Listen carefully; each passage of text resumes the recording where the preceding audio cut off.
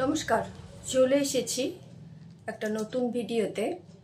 আজকে পড়ে শোনাবো সুকুমার রায়ের একটা মজার গল্প, ঠুকে মারি আর মুখে মারি। মুখে মারি পালোয়ানের বেজায় নাম, তার মতো পালোয়ান নাকি আর নেই। ঠুকে মারি সত্যিকারের মস্ত পালোয়ান। মুখে মারির নাম শুনে সে হিংসায় আর বাঁচে না।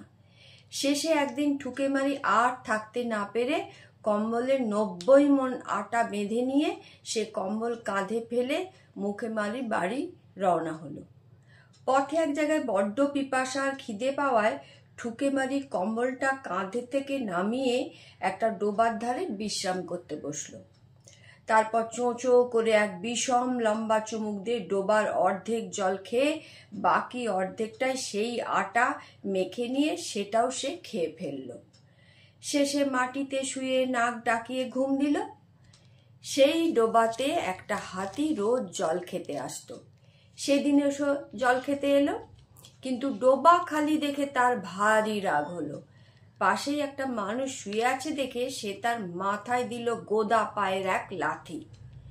ঠুকে মারি বলল, ওরে মাথা টিপেই দিবি যদি একটু ভালো করে দে না বাপু। হাতির তখন আরো বেশি রাগ হলো। সে সুরে করে ঠুকে মারিকে তুলে আছাড় মারতে চেয়েছিল, কিন্তু তার আগেই ঠুকে মারি তড়াক করে লাফিয়ে উঠে হাতি মশাইকে থলের মধ্যে পুরে রওনা হলো। খানিক দূরে গিয়ে সে মুখে মারির বাড়িতে এসে হাজির হলো আর বাইরে থেকে চেঁচাতে লাগলো, কই হে মুখে মারি, ভারী নাকি পালোয়ান তুমি? সাহস থাকে তো লড়ো না এসে। শুনে মুখে মারি তাড়াতাড়ি বাড়ির পিছনে এক জঙ্গলের মধ্যে ঢুকে পড়লো। মুখে মারির বউ বলল, কর্তা আজ বাড়ি নেই, কোথায় যেন পাহাড় ঠেলতে গিয়েছেন। ঠুকে মারি বলল, এটা তাকে দিয়ে বলো যে এর মালিক তার সঙ্গে লড়তে চায়। এই বলে সে হাতিটাকে ছুঁড়ে তাদের উঠোনে ফেলে দিল। ব্যাপার দেখে বাড়ির লোকের চক্ষু স্থির, কিন্তু মুখে মারি শেয়ানা খোকা হেঁড়ে গলায় চেঁচিয়ে উঠল, ও মা গো, দুষ্টু লোকটা আমার দিকে একটা ইঁদুর ফেলেছে, কি করি বলো তো? তার মা বলল, কিছু ভয় নেই, তোমার বাবা এসে ওকে উচিত শিক্ষা দেবেন। এখন ইঁদুরটাকে ঝাঁট দিয়ে ফেলে দাও। এই কথা বলা মাত্র ঝাঁটার পটপট শব্দ হলো আর ছেলেটা বলল, ওই যা, ইঁদুরটা নর্দমায় পড়ে গেল। ঠুকে মারি ভাবলো, যার খোকা এরকম সে নিশ্চয়ই আমার উপযুক্ত জুড়ি হবে। বাড়ির সামনে একটা তাল গাছ ছিল, সেইটা উপড়ে নিয়ে ঠুকে মারি হেঁকে বলল, ওরে খোকা, তোর বাবাকে বলিস যে আমার একটা ছড়ির দরকার ছিল, তাই এটা নিয়ে চললাম।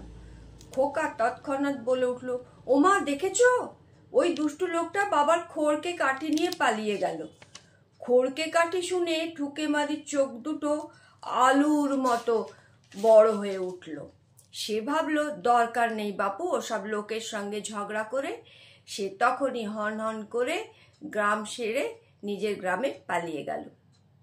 মুখে মারি বাড়িতে এসে ছেলেকে জিজ্ঞাসা করলো, কিরে লোকটা গেল কই? খোকা বলল, সে ওই তাল গাছটা নিয়ে পালিয়ে গেল। তুই তাকে কিছু বললি না? নিয়ে গেল তা আমি আর তাকে বলবো কি? এই কথা শুনে মুখে মারি ভয়ানক রেগে বলল, হতভাগা, তুই আমার ছেলে হয়ে আমার নাম ডোবালি? দরকার হলে দুটো কথা বলতে পারিস নে, যা আজই তোকে গঙ্গায় ফেলে দিয়ে আসবো।